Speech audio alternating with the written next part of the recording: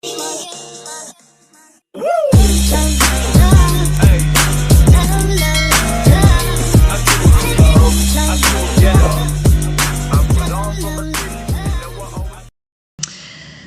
aí, pessoal? Bom, a gente vai fazer o nosso primeiro Esquenta Saresp de 2026 para os 8º anos, tá? Que é a série que eu leciono. Então a gente vai, todo sábado aí eu vou estar gravando uma prova com vocês, referente ao conteúdo do 8º ano. Lógico que sempre tem alguma coisa de 7º e 6º, né? Porque a matemática é algo cumulativo, a gente vai acumulando conhecimento. Então, vamos começar. Questão 1 fala o seguinte. Observe abaixo os pontos P, Q, R e S na reta numérica que está dividida em partes. Então, eu tenho... Deixa eu pegar a minha luzinha, minha lousa mágica. Ó, isso aqui seria a nossa reta numérica, a reta real, certo? Ah, não vai ficar reto, tá, gente? Porque... É o que temos para hoje aí. Vamos melhorar com o tempo, mas ó, uma retinha numérica e ela tá dividida em partes aqui, tá vendo? As partezinhas. Tá, só para quem tiver com dúvida nisso, eu já tiro a dúvida já. Nessa reta a fração 3/5. Esse 3/5 aí, pessoal, é uma fração, tá? A fração ela pode ser representada desse jeito, que nem tá no enunciado, ou desse jeito aqui. 3/5, tá? Desse jeito aqui. Onde que essa fração 3/5 está representada? Gente, uma reta numérica eu tenho infinitos números, certo? Por exemplo, eu tenho do 1 até o 2, né? Se eu fizer a pergunta assim para vocês, quantos números temos do 1 até o 2? Na verdade, a gente tem infinitos números, né? Infinitos números. A gente vai ter número decimal, dízima periódica, assim, centenas e milhares de números, infinitos números, tá? Mas o 3/5 ele vai estar localizado onde? Ó, então, lembrando aqui, deixa eu tentar fazer no cantinho aqui, ó. Eu posso representar o 3/5 assim, que é o mais usual, né? Tá. Para eu procurar 3/5 na reta, fica difícil, não fica? O que a gente vai fazer? A gente vai dividir o numerador pelo denominador. A gente vai fazer 3 dividido por 5. Nossa, deixa eu arrumar isso. Ficou muito feio isso aqui. Peraí, acho que eu vou fazer aqui embaixo, ó. Acho que eu vou fazer aqui embaixo. Então, a gente vai pegar... A minha lousa tá... A minha lousa digital que tá ruim. Aí. Ó, a gente vai pegar 3 e a gente vai dividir por 5 para encontrar o decimal. Fica mais fácil localizar o decimal na reta. 3, ele é menor que 5. O que a gente vai fazer? Bom, vamos transformar o 3 numa dezena, vira 30, e automaticamente na resposta eu tenho que colocar um 0, aqui, certo? Vai ficar o número decimal. Que número vezes 5 é exatamente 30? É o 6, certo? 6 vezes 5 dá exatamente 30. Inclusive, essa conta aqui, ela é exata, né? Tem resto 0. Então, 3/5 é igual a 0,6. É o mesmo número. Porém, eles estão representados de uma forma diferente. O primeiro, que é 3/5, né? Eu estou representando o número numa forma fracionária. E o 0,6, eu estou representando o mesmo número, só que numa forma decimal. Tudo bem, pessoal? Ó, vamos dar uma olhada aqui nessas letrinhas, né? Ó, a gente tem o 0 aqui e o 1 só aqui, tá vendo? E aí, quantas graduações nós temos? Ó, então aqui eu tenho um espaço, certo? Mais um espacinho aqui, mais outro espacinho aqui, mais um aqui e mais um aqui. São quantos? 1, 2, 3, 4, 5. Bom, se eu tenho 5 espaços, né? E eu tenho de 0 a 1, então significa o seguinte, ó. Se eu pegar o 1 e dividir ele em 5 partes, eu vou ter 0,20 em cada parte. Né? Vocês vão entender aqui. Deixa eu apagar essas... Deixa eu apagar isso aqui para não ficar aquela poluição, né, de número. Aí. Então, vamos voltar aqui, ó. Então, daqui até aqui eu tenho 0,2. Daqui até aqui eu também tenho 0,2, porque é o mesmo É a mesma medida, é o mesmo comprimento, certo? Aqui também a gente vai ter 0,2. De Q até R são 0,2. E de R até S, 0,2.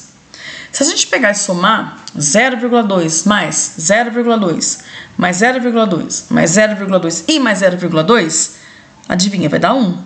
Ou pegar 0,2 e multiplicar por 5, já que são 5 espaços, né? 5 divisões, 5 partes, a gente tem 1 inteiro, tá? Então, isso aqui eu teria que saber.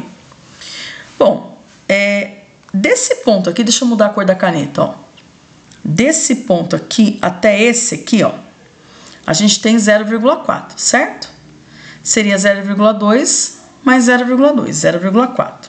Na dúvida, pessoal, ó, eu vou fazer aqui, mas depois eu vou apagar. 0,2 mais 0,2 é isso aqui, ó. 2 mais 2, 4. Vírgula embaixo de vírgula, ó, 0,4. Não é 0,6, né? É 3/5. Então, ó, eu teria que andar mais uma aqui, né? Então, seria o 0,4 que a gente estaria somando com esse 0,2 aqui.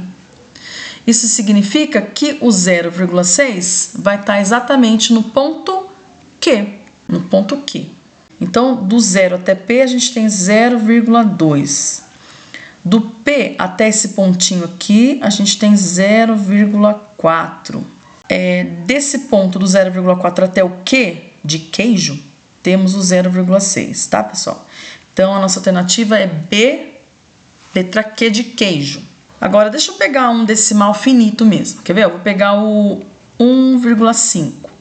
Como que eu represento 1,5 numa fração?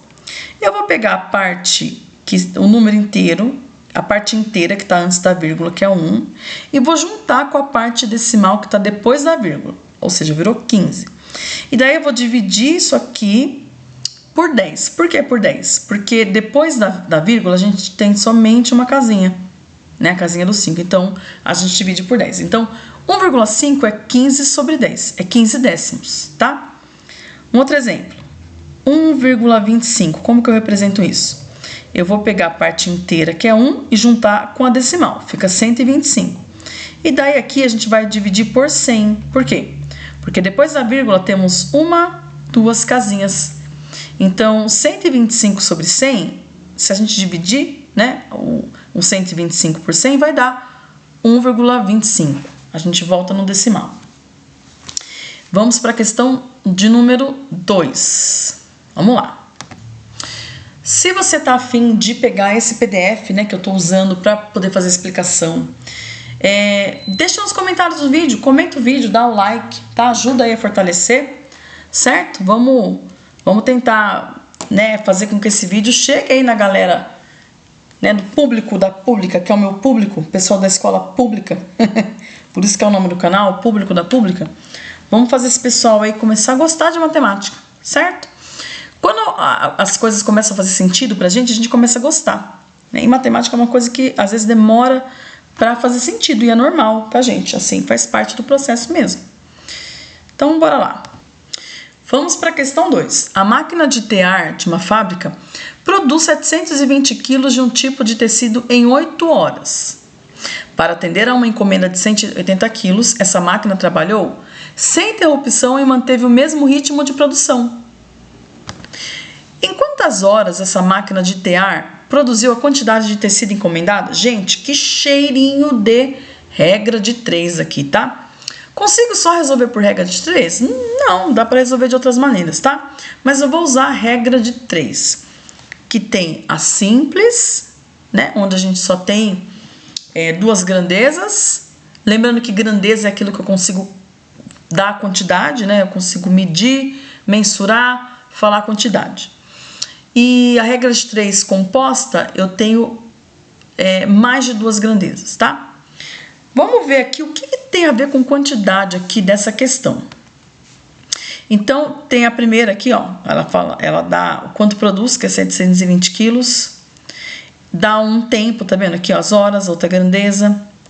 Ó, menciona quilo de novo. E a pergunta é quantas horas? Ou seja, quem são as grandezas desse exercício? As grandezas são vou colocar assim, massa, que está em quilos, certo? E o tempo, que no caso aí está em horas. Beleza, pessoal? Deixa eu deixar de preto aqui. Então, essas são as grandezas do exercício. E aí, o que eu vou fazer? Uma comparação. Comparação com as informações que ele fornece aí pra gente. Ó. Então, para produzir 720 quilos, quanto tempo que essa máquina leva? 8 horas. Então, aí eu vou colocar aqui, para produzir 720 quilos, ela leva 8 horas. Para produzir 180 quilos, ela vai levar quanto tempo? Ó, essa é a questão. Feito isso, ó, primeiro eu vi as grandezas, a gente já fez. Depois eu comparo, a gente acabou de fazer. Então, como ele quer saber o tempo, essa nossa interrogação aqui é a nossa incógnita, certo? Posso chamar de X? Sim, beleza, vamos chamar de X. Ó, então a nossa incógnita aqui é o X. Outra coisa que eu tenho que observar, a grandeza ela pode ser diretamente proporcional. Quando uma aumenta, a outra aumenta também, ou o contrário, uma diminui, a outra também diminui, ou inversamente proporcional, uma aumenta e a outra diminui. Quer ver uns exemplos? Ó, quanto mais quantidade de coisas eu comprar no mercado, mais eu vou pagar. Ó, então eu tenho a grandeza, quantidade de produtos, né? E a outra grandeza que seria o valor. E as duas estão caminhando de forma direta, né? Diretamente. Porque se eu compro mais, eu vou pagar mais. Então, são grandezas diretamente proporcionais. Um exemplo de grandeza inversamente proporcional. Tempo e velocidade. Vocês concordam que se eu aumentar a velocidade, eu vou levar menos tempo para chegar em algum lugar? E o contrário também? Se eu diminuir a velocidade, eu vou aumentar o tempo? Então, isso é um exemplo de grandeza inversamente proporcional. Então, vamos ver aqui, né? Se massa e tempo são grandezas diretamente ou inversamente proporcionais. Vamos pensar assim. Se para fazer 720 quilos levou 8 horas, para fazer menos, pessoal, vai levar mais tempo ou menos tempo? Menos tempo, né? Ou seja, eu estou diminuindo a quantidade, né, de produção. Consequentemente, ó, eu vou fazer uma seta para baixo aqui, tá? Consequentemente, eu vou diminuir também o tempo. Ó, se as duas setinhas estão para a mesma direção, não importa se é para baixo ou para cima, isso quer dizer que eu tenho duas grandezas diretamente proporcionais, tá? Com isso, a gente já vai para o próximo passo. Qual? Vamos transformar isso aqui numa proporção. Proporção, eu vou ter um sinalzinho de igual e eu vou ter duas frações, certo? As comparações aí. Então, 720 vai estar para 180, tá? Assim como o 8 aí vai estar para o X. Agora, ó, feito isso, montei a proporção. Eu vou multiplicar em cruz aqui, ó. Então, vai ficar 720 vezes X, isso é igual a 180 vezes 8. Vamos já deixar o X sozinho, ó. Então, vai ficar 180 vezes 8 sobre o 720, não está multiplicando? Né? Do lado esquerdo da igualdade, ele passa para o lado direito, só que agora fazendo o contrário da multiplicação, que é a divisão. E o nosso X vai ser o quê? Vai ser 180 vezes 8, tudo isso dividido por 720. Para agilizar aqui, pessoal, eu vou usar uma calculadora para ser mais rápida. Né? Senão o vídeo vai ficar muito longo. Então, eu deixei uma calculadora aqui no jeito, ó. Então, eu vou pegar 180 e vou multiplicar por 8. Isso aqui vai dar 1.440. Agora, eu vou dividir por 720. Ó, então, vai levar apenas 2 horas para produzir 180. 2 horas, tá? E essa é a nossa resposta. Alternativa, letra A. Letra A. Eu vou fazer assim, ó, até agora eu resolvi a questão 1 e 2, certo? A gente tem um total de 12 questões, tá? Então, eu vou dividir esse vídeo, eu vou dividir em 3 partes, tá? Então, o primeiro vídeo vai ter da questão 1 a 4, o segundo da questão 5 até a questão 8, depois da questão 9 até a 12, tá? Porque senão vai ficar um vídeo muito gigante e aí eu também não quero. Vamos para a questão 3? Bora lá. Questão 3. Em uma cidade, a menor temperatura registrada durante o período da manhã, foi de 5 graus Celsius. No período da noite, a menor temperatura registrada foi de menos 3 graus Celsius. Qual foi a diferença? Vamos marcar essa palavra aqui, diferença. Essa palavra é importante, ó. Cadê? Qual foi a diferença de temperatura em graus Celsius registrada nos períodos da manhã e da noite?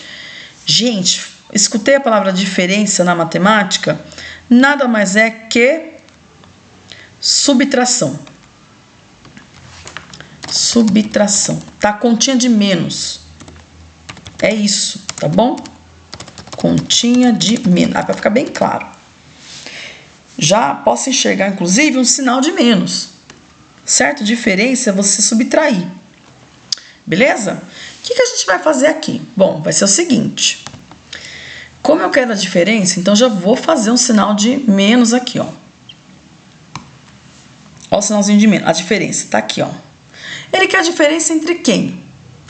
Qual foi a diferença de temperatura em grau registrado nos períodos da manhã? Quanto que estava registrando lá? De manhã? 5 graus, é isso? Celsius. Então, aqui eu vou colocar 5 graus, positivo mesmo, certo? E o período da noite. O período da noite estava dando menos 3 graus, pessoal. Então, ó, cuidado aqui. Porque, ó, eu vou ter que colocar num parênteses, certo? Porque uma coisa é esse sinal aqui é da operação. Esse outro sinal de menos é do número 3, certo? Porque a gente tem uma temperatura negativa. Então, tem que tomar cuidado com isso, tá? Esse 5 positivo aqui, eu vou tirar esse sinal de mais, tá? Tá positivo mesmo. O que eu tinha que fazer aqui? Ó, eu não tô com 2 sinais, eu só preciso de um. O que eu sou obrigada a fazer aqui? Distributiva.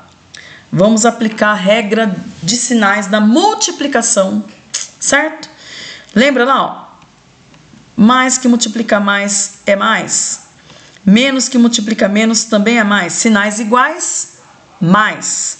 Sinais diferentes, mais vezes menos. E menos vezes mais é menos, certo? Eu tenho que lembrar disso aqui. Ou seja, então aqui eu vou copiar o 5. Esse menos de fora vezes o menos de dentro, ó, é isso aqui, né? Vai dar mais. E 5 mais 3 vai dar, alternativa letra D, vai dar 8. E o que eu vou fazer agora para vocês? Eu vou fazer isso na reta real para vocês perceberem aqui. Ó, deixa eu apagar essa parte aqui então, da regra de sinais. Olha que interessante. Do menos 3, ó, fiz uma reta numérica aí, uma reta real para vocês observarem.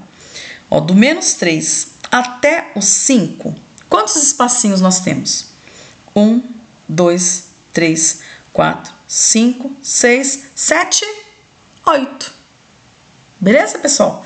Então, essa questão 3 é a nossa alternativa letra D. Belezinha? Vamos para 4. Ah, é a questão do PDF, pessoal. Eu quero o PDF para conseguir acompanhar, imprimir. Pede para mim, porque aí eu coloco o meu e-mail, certo? Aí você me pede no e-mail, aí eu te envio por e-mail. Questão 4 e última desse nosso Esquenta Saresp, o nosso primeiro Esquenta Saresp. Saresp. 4. Observe na figura abaixo, Paulo entrando com seu carro no segundo piso de um estacionamento. Então, Paulo tá aqui, ó. Paulo todo pomposo entrando aí no estacionamento. Após entrar nesse piso, o Paulo seguiu em frente, virou a pista à esquerda e seguiu em frente novamente, virou à esquerda e escolheu a segunda vaga livre à sua direita. Qual é o número da vaga escolhida por Paulo nesse estacionamento? Pessoal, vamos desenhar isso, fica mais fácil, né? Ó, então vamos lá. O Paulo entrando com seu carro, tá, no segundo piso, beleza. Após entrar nesse piso, o Paulo seguiu em frente e virou a segunda pista à esquerda, ó. Então, ele passou a primeira pista e virou aqui, certo? Virou aqui. Virou à esquerda. Cadê? Então, Paulo seguiu em frente, virou a segunda pista à esquerda, seguiu em frente novamente, virou à esquerda, aqui, né? E escolheu a segunda vaga livre à sua direita. Bom, primeira vaga livre seria o 18, a segunda vaga livre é o 19 aqui, certo? Então, alternativa letra P, 19. Sugestões, pessoal. Vocês devem pegar um caderno, e fazer a resolução, tá? No caderno, escreva, não fica só assistindo, porque o estudo é uma coisa que tem que ser ativa, certo? É você falar, responder junto com o professor, é você escrever, não dá para só assistir televisão. Sabe televisão que você só tá ali absorvendo, né, o conteúdo? Então é diferente o negócio aqui. Então, assim, a minha sugestão é não sejam estudantes que ficam ali na passividade, tá? Só recebendo informação. Vocês precisam escrever e ver, tentar fazer sozinho depois, tá? Porque aí a gente começa a perceber o que a gente tá errando. Belezinha, pessoal? Então, por hoje, esse é o nosso primeiro Esquenta Saresp. A gente vai fazer mais. Todo sábado aqui vai ter vídeo. Até a nossa prova do Saresp, né, que vai ser no início de dezembro. Então, um sábado antes da prova, vai ter ainda um vídeo aí. E é isso aí, pessoal. Tchau, tchau. Até a próxima. Fui!